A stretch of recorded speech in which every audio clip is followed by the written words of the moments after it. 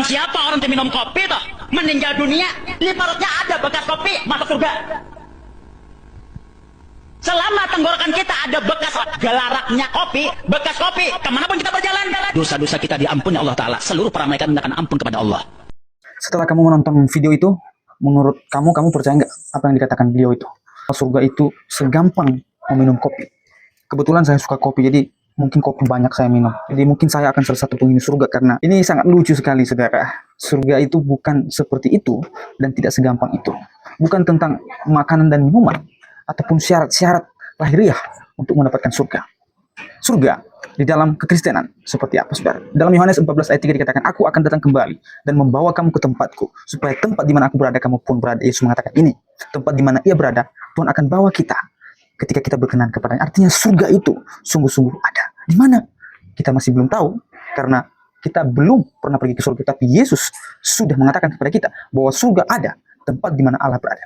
Surga dalam bahasa Ibrani adalah Shamayim, langit yang menunjukkan kepada kediaman Allah, tempat di mana Allah berada. Dan dalam bahasa Yunani disebut Oranos, artinya langit atau surga, tempat di mana Allah bertata, tempat di mana Allah memerintah. Surga berarti tempat kediaman Bapa Surgawi, tempat di mana Allah berada, tempat di mana Yesus memerintah dan mempersiapkan tempat bagi umatnya yang berkenan kepadanya. Ingat, umat yang berkenan kepadanya, berarti ada umat yang tidak berkenan kepadanya. Salah satu Bapak yang mengatakan kopi tadi mungkin, tapi kita nggak boleh menghakimi, saudara. Surga adalah tempat di mana tidak ada lagi ratap tangis. Wahyu 21:4. Tidak akan ada lagi maut, ratap tangis atau duka cita. Apa yang terjadi di surga ketika kita berada di surga? Hanya damai sejahtera, kedamaian, kebahagiaan. Tidak ada lagi hal-hal yang bersifat lahiriah di sana, saudara. Apalagi kebutuhan-kebutuhan jasmani. Itu hanya terjadi di bumi ketika kita masih menjadi manusia. Tapi ketika nanti kita sudah ada di surga, maka tidak ada lagi maut, ratap tangis dan duka cita. Wahyu 21:4. Surga itu tempat orang-orang yang hidup benar di hadapan Allah. Matius 25 ayat 46. Orang benar ke dalam hidup yang kekal. Orang benar akan masuk ke dalam kerajaan Allah. Jadi saudara, surga tidak bicara soal makan dan minuman, apalagi bicara kepuasan jasmani, kepuasan nafsu. Tidak ada lagi di surga. Ya, kita hanya merasakan sukacita, kegembiraan, bukan seperti waktu kita ada di bumi. Apalagi dengan kopi saja kita bisa masuk surga, itu tidak mungkin, saudara. Ya.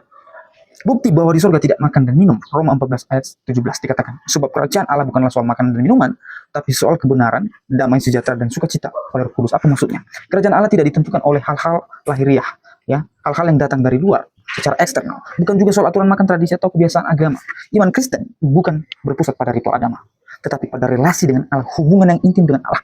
Apakah kita mengakui bahwa anak Allah yang telah berinkarnasi ke dalam dunia, kita mengakui bahwa dia Tuhan?